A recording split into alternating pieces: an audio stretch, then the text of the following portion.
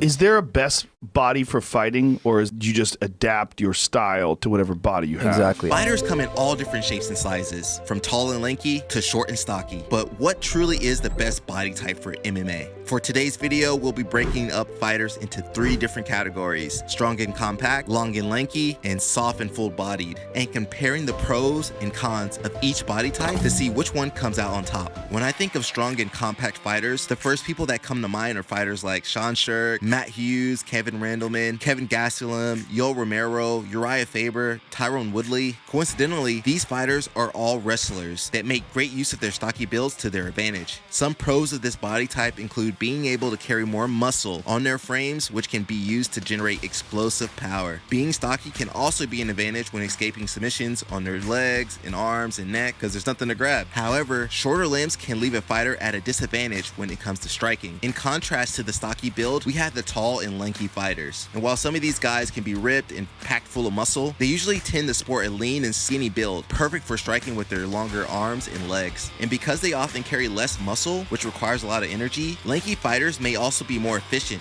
using their longer reach to pick their opponents apart from a distance and controlling the pace of their fights. Fighters like Stefan Struve, you got Donald Cerrone, Sean O'Malley, Nick and Nate Diaz, Israel Adesanya, Max Holloway, Charles Oliveira, Anderson Silva, John Jones can all be said to have a tall and lanky build for their divisions. However, due to their reach, they often require more space to move, so escaping bad positions can sometimes be tough, as well as having longer limbs means that there's more submissions to defend. Leaving us with our last body type, which is the soft and full body figure. I always think of the Daniel Cormier with the chicken dance.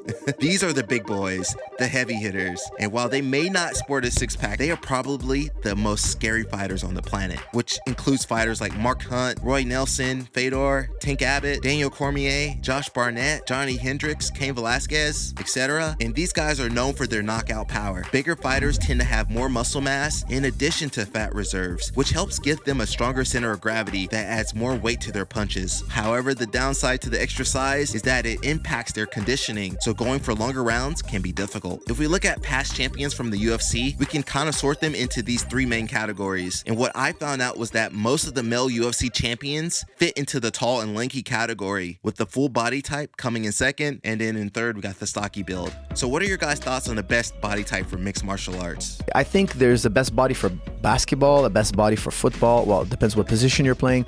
But fighting, everybody has a fight in their DNA. So all styles, all body types can fight.